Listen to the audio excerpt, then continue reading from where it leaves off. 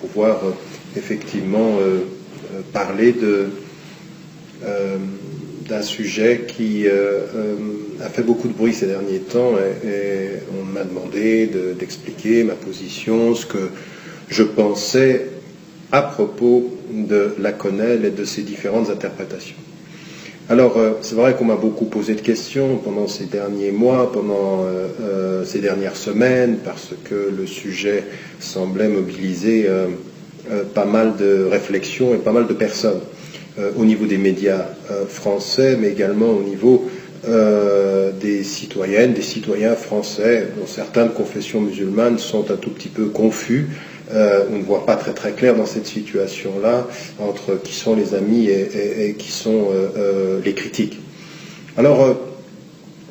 il y a quelques jours de cela, j'avais pris une position, on m'avait posé la question sur la Laconel et je m'étais exprimé sur son sens et en même temps sur la façon dont il fallait le traduire. Alors, si on lit bien, parce qu'encore une fois, j'essaye, autant que faire se peut, d'être précis dans ma formulation. Ce que je disais dans ce propos, et que je maintiens sans aucun remise en cause de ce point de vue-là, c'est que pour la plupart des femmes et des hommes, de ceux qui ont repris à leur compte la Laconel comme un geste qui exprime quelque chose sur le plan social et que sur le plan politique, c'était effectivement, nous ne sommes pas des imbéciles et nous ne laisserons pas faire ni manipuler dans un sens comme dans un autre, soit par un certain nombre de personnes de la classe politique, soit en l'occurrence par une certaine façon de positionner le débat en France aujourd'hui, parce que malheureusement aujourd'hui le débat politique en France s'est appauvri, se délite, on est dans le populisme et on est dans la course aux voix en lorgnant, que ce soit à gauche ou à droite d'ailleurs, malheureusement sur les voix d'extrême droite, dont je l'ai dit d'ailleurs au moment des dernières élections présidentielles, le vainqueur de ce qui était en train de se passer en France en termes de discours politique lui-même, c'était plus l'extrême droite, c'était plus le Front National qui réussit à faire en sorte que ces thèses soient normalisées dans les autres partis dits plus traditionnels. Bref, ayant dit ceci, le geste normativement voulait dire cela. Maintenant, et encore une fois, je le pense, je le sens, je le sais, je l'entends, au niveau de ce que je vois sur le terrain, ceux qui l'expriment sont ceux qui ont envie d'exprimer essentiellement ce rejet, ce désaveu finalement de la classe politique. Maintenant, qu'on soit clair aussi sur les instrumentalisations. Celles et ceux, et ils sont à mon avis minoritaires, mais qui ont instrumentalisé le geste pour en faire quelque chose qui était au-delà, par exemple, de la critique d'un État ou de la critique de la politique française ou de l'État d'Israël, en ont fait un geste qui allait jusqu'à l'exprimer devant ce qu'était l'expression de la souffrance juive à Auschwitz, ou en l'associant directement à des symboles qui, clairement, dans la façon de traduire, relève de l'antisémitisme. Non, cette instrumentalisation-là, je n'y adhère pas. J'ai dit et répété, du point de vue de ma conscience, en tant qu'être humain, en tant que musulman, en tant que défendant des principes, l'antisémitisme ne peut pas être, l'antisémitisme est anti-islamique, et toute récupération qui irait de la critique de l'État d'Israël à finalement ne plus faire de distinction, elle est intellectuellement extrêmement dangereuse, elle est islamiquement erronée, on ne peut pas faire ces amalgames-là. Et donc, les personnes qui vont utiliser ce geste à ces fins-là, bien évidemment qu'on ne peut pas adhérer à cela dans l'instrumentalisation du geste, même si, encore une fois, dans le fond, son histoire, c'était plutôt de dire un non au système. Donc il y a une première chose sur laquelle il faut être clair, sur laquelle j'ai toujours été clair de ce point de vue-là. Moi, je ne suis pas dans les positions blanc et noir, je suis dans les positions qui essayent d'analyser ce qui est en train de se passer. Et là, il y a quelque chose d'extrêmement clair. Il y a un geste qui a exprimé ceci, que certains instrumentalisent. L'instrumentalisation, c'est non. La compréhension fondamentale du geste, dans ce qu'il exprime pour la très grande majorité de ceux qui le font aujourd'hui, eh bien, ou qui l'ont fait, il y avait cette idée. Maintenant, il y a un deuxième point que je relève d'ailleurs dans mon propos, c'est que il y a dans le geste quelque chose qui a une certaine vulgarité, qui a été exprimée d'ailleurs par certains. Dieudonné lui-même, à des moments donnés dans son spectacle ou dans certaines de ses vidéos, utilise des propos, se met dans des situations où exprime des choses qui, du point de vue de ma perception des principes, de ma perception de la morale, de ma perception simplement de l'éthique sociale et même de l'éthique du langage, eh bien ce sont des choses auxquelles je n'adhère pas. Et je le dis d'ailleurs dans ce petit texte, c'est-à-dire que je ne suis pas sensible et je ne peut pas partager la dimension de la vulgarité. Alors encore une fois, le sens du propos quant au rejet du système est une chose qu'on entend, le fait de le faire ou le fait d'y participer, c'est autre chose. Pourquoi ? Parce que nous avons dans notre tradition aussi quelque chose qui est le refus absolu de l'injustice, le refus absolu de la manipulation politique, mais aussi c'est-à-dire parle à tous ceux qui peuvent être des opposants de la meilleure des façons, et même en l'occurrence même par rapport aux gens qui sont les plus ignorants, les plus manipulateurs,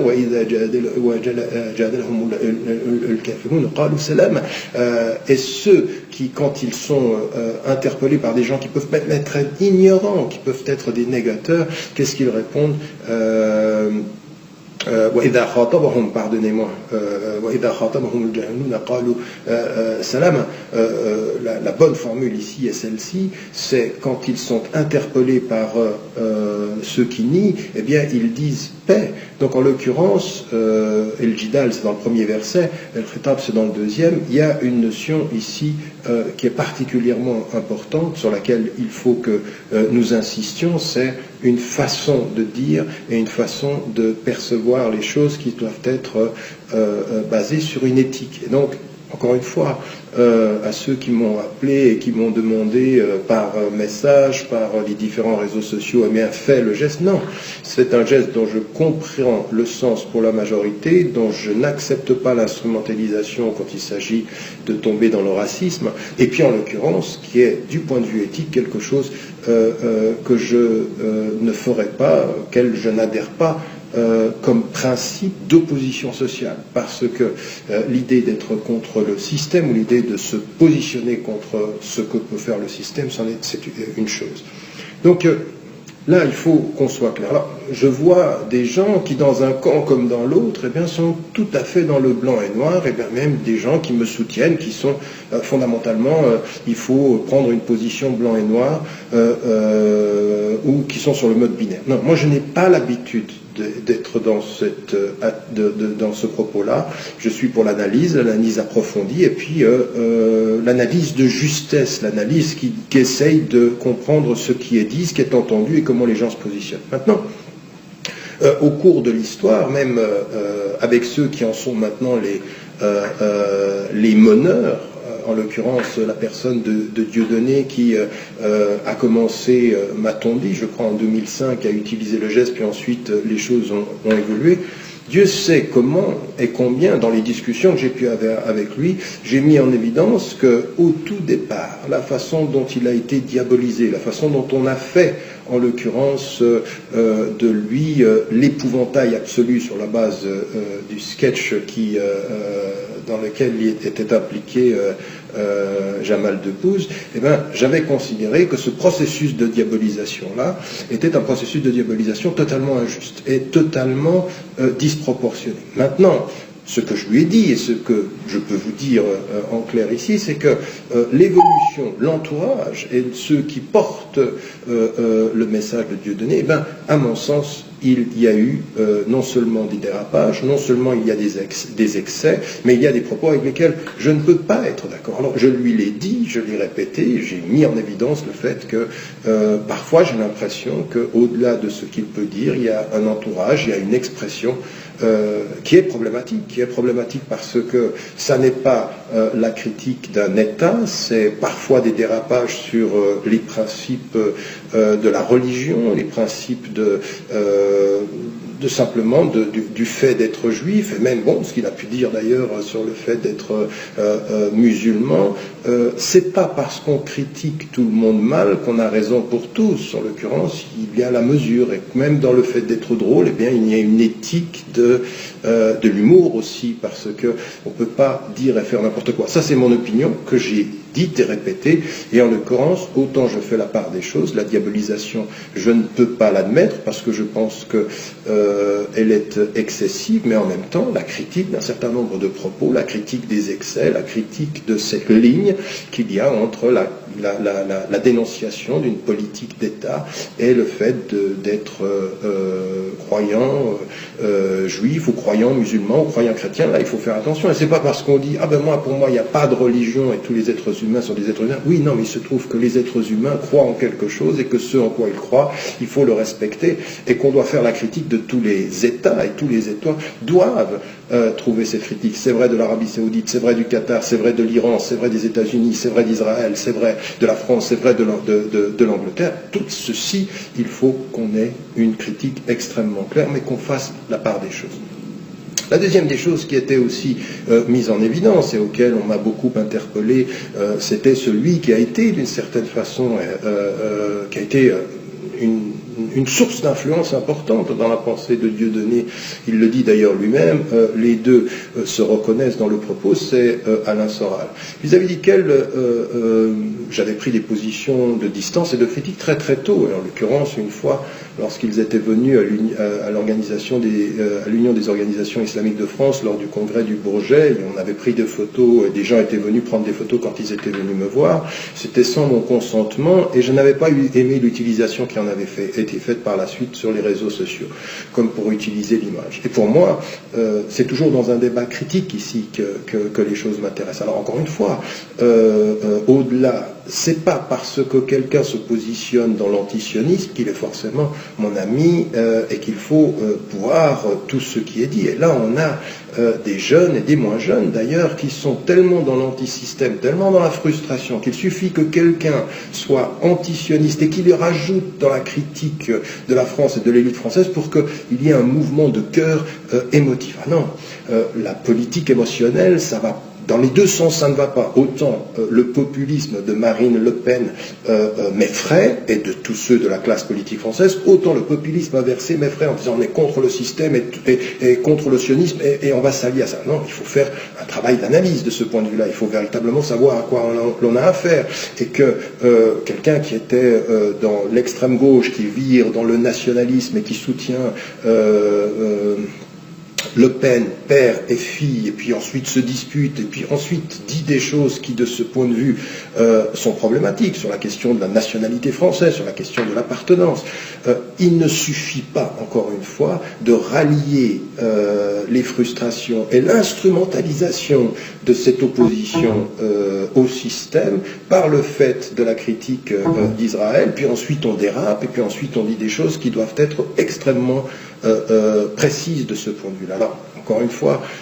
j'ai pris des positions qui étaient des positions critiques par rapport à ce soutien de l'extrême droite, du Front National, auparavant avec Jean-Marie Le Pen, avec sa fille, avec un discours qui est,